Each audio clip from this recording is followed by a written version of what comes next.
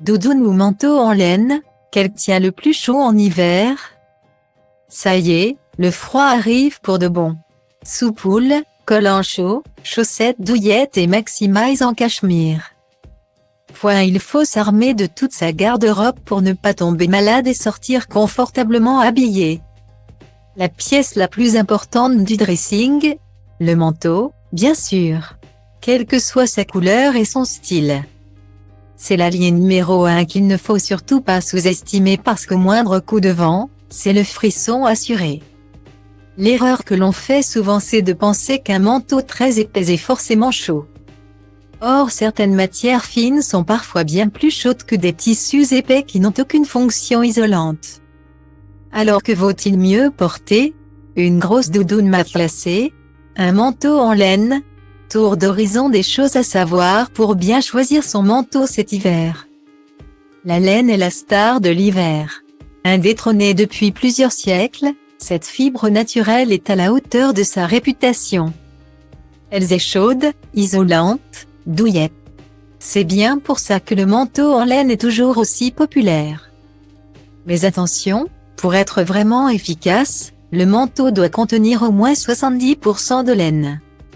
Le reste peut être du coton ou de la fibre synthétique, mais si cela représente plus de 30% de mélange il y aura une véritable déperdition de chaleur.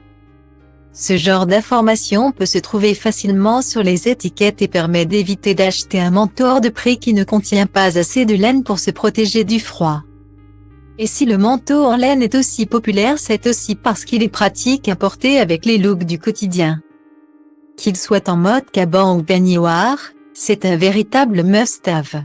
La fibre protège bien mais le froid peut passer dans les interstices lorsque le manteau est décolleté. Dans ce cas, rien de plus facile.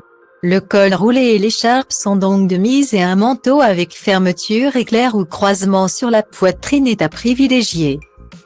À l'opposé du manteau en laine, il y a la doudoune. Elle contraste par son style. Bien plus sportswear, mais aussi par sa matière. Avec toutes ses poches et son effet enveloppant. Difficile de résister à son côté douillet et pratique. Évidemment, si la doudoune slim est une bonne alliée de la demi-saison. Elle ne suffit pas toujours à se protéger des véritables bourrasques de l'hiver. La solution? La maxi-veste matelassée. Mais tout comme le manteau en laine, toutes les doudounes ne se valent pas. Même si elle est très épaisse et rebondie, il faut s'assurer de deux choses avant de craquer pour une doudoune. La première, c'est que son tissu extérieur fasse bien effet coupe-vent, pour que le froid ne rentre pas.